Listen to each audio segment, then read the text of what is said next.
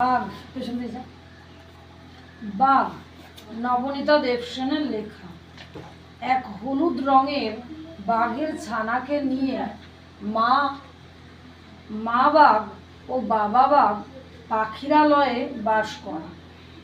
কিন্তু পাখিরালয়ে বাস করে ছোট বাঘছানাটির মনে একটুও আনন্দ নেই, বরং বাঘের মনে জমেছে রাগ। কেননা পাখিরালয়ের বনে তার খাওয়ার উপযোগী কোনো ছাগল, হরিণ, ভেড়া নেই। বনটা শুধু হরেক রকম পাখিতে ভর্তি।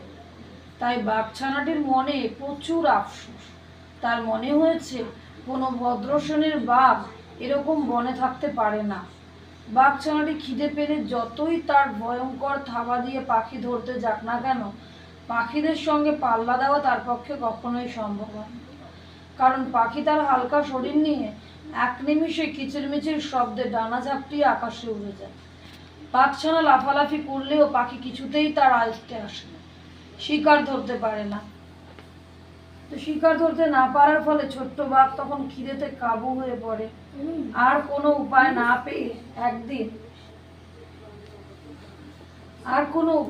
পেয়ে একদিন সে নদীর তীরে গেল খাবার খুঁজতে।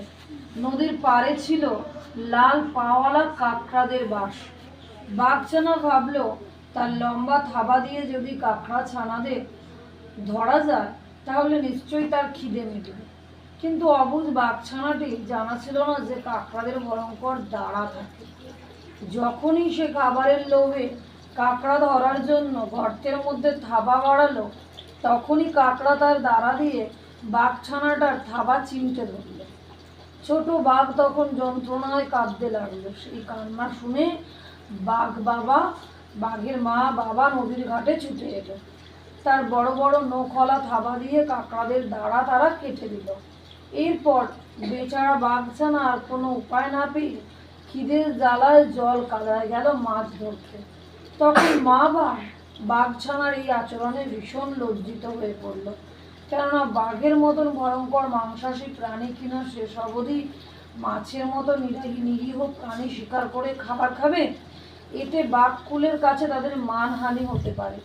তাই মা বাঘ তার ছানাকে বললে, সে তো ভোদরের মতো কোনো নিরীহ প্রাণী নয়, সে বাঘ, তাই তার আচরণও বাঘের মতো হওয়া উচিত।